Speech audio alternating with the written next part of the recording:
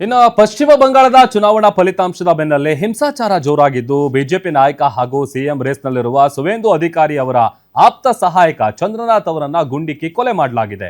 ಘಟನೆಯಿಂದ ಬಿಜೆಪಿ ಮತ್ತು ಟಿಎಂಸಿ ನಡುವೆ ಆರೋಪ ಪ್ರತ್ಯಾರೋಪಗಳು ತೀವ್ರಗೊಳ್ತಾ ಇದೆ. ರಾಜ್ಯ ಬಿಜೆಪಿ ಅಧ್ಯಕ್ಷ ಸಮೀಕ್ ಭಟ್ಟಾಚಾರ್ಯ ಪ್ರತಿಕ್ರಿಯಿಸಿ, ಇದು ನಿರೀಕ್ಷಿತವಾಗಿತ್ತು. ಟಿಎಂಸಿ ಇಷ್ಟು ಕೆಳಮಟ್ಟಕ್ಕೆ ಇಳಿಯುತ್ತೆ ಅಂತ ನಾವು ಭಾವಿಸಿರಲಿಲ್ಲ. ವಿರೋಧ ಪಕ್ಷದ ನಾಯಕನ ಆಪ್ತ ಸಹಾಯಕನನ್ನೇ ಕೊಲ್ಲುವ ಮೂಲಕ ಏನ್ ಸಂದೇಶ ಕೊಡಲು ಹೊರಟಿದ್ದಾರೆ?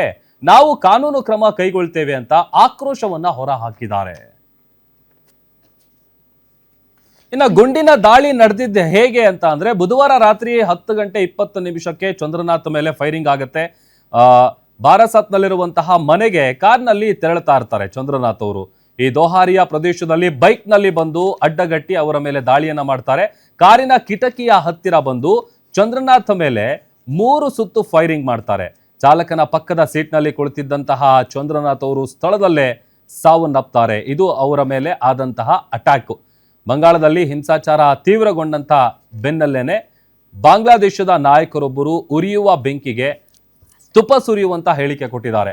ಪಶ್ಚಿಮ ಬಂಗಾಳವನ್ನ ಪ್ರತ್ಯೇಕ ರಾಷ್ಟ್ರವೆಂದು ಘೋಷಿಸುವಂತೆ ಮಮತಾ ಬ್ಯಾನರ್ಜಿ ಅವರಿಗೆ ಒತ್ತಾಯಿಸಿದ್ದು ಹೊಸ ವಿವಾದಕ್ಕೆ ನಾಂದಿ ಹಾಡಿದ್ದಾರೆ. ಬಾಂಗ್ಲಾದೇಶದ ನಾಯಕ ಮೊಹಮ್ಮದ್ ನೂರುಲ್ ಹುಡಾ ಈ ಪ್ರಚೋದನಕಾರಿ ಹೇಳಿಕೆಯನ್ನ ನೀಡಿದ್ದಾರೆ.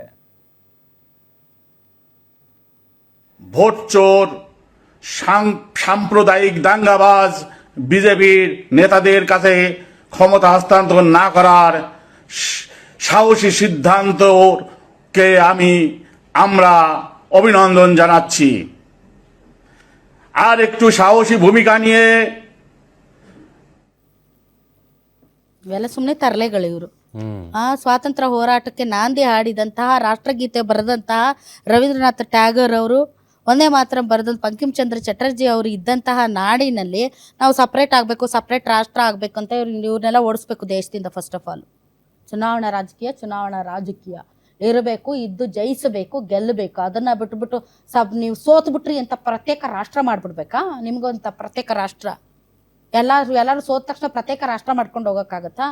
ಎಂತಹ ಮನಸ್ಥಿತಿ ಇರೋದಕ್ಕೆ ವೆಸ್ಟ್ ಬೆಂಗಾಲ್ ಜನ ಒಳ್ಳೆ ತೀರ್ಪು ಕೊಟ್ಟಿದ್ದಾರೆ. ಆ ಕಡೆ ಇನ್ನೇನು ಬಾಂಗ್ಲಾದೇಶದಲ್ಲಿ ಏನಾಯ್ತು, ನೇಪಾಳದಲ್ಲಿ ಏನಾಯ್ತು ನೋಡಿದೀವಲ್ಲ. ಇಂತಹ ಮನಸ್ಥಿತಿಗಳಿಂದ ಹೊರಗಡೆ ಬರಬೇಕು. ದೇಶ ಮೊದಲು. ಹಾಗಂತ ಕೇವಲ ಒಂದು ಪಾರ್ಟಿಗೆ ಮಾತ್ರ ರಾಷ್ಟ್ರೀಯತೆ ಸೀಮಿತವಾಗಿಲ್ಲ, ಅಥವಾ ಒಂದು ಪಾರ್ಟಿಯನ್ನ ಹೊಗಳಿದ ಮಾತ್ರಕ್ಕೆ ಅವರು ದೊಡ್ಡ ರಾಷ್ಟ್ರೀಯವಾದಿ ಪತ್ರಕರ್ತರು ಆಗೋದಿಲ್ಲ. ನಮ್ಮ ರಕ್ತದ ಕಣಕಣದಲ್ಲೂ ರಾಷ್ಟ್ರೀಯತೆ ಇದೆ. ನಮ್ಮ ದೇಶದ ಸಂವಿಧಾನ ನಮಗೆ ಈ ದೇಶದ ಪ್ರಜೆಗಳಾಗಿ ಹಕ್ಕು ಅಧಿಕಾರಗಳನ್ನ ಕೊಟ್ಟಿದೆ. ಬಾಂಗ್ಲಾದೇಶ ಸಪ್ರೇಟ್ ಆಗ್ಬಿಡ್ಬೇಕಂತೆ, ಇವರಿಗೆ ಬೇರೆ ಕೆಲಸ ಇಲ್ಲ, ಇವ್ರಿಗೆ ಮುಂದಕ್ಕೋಣ.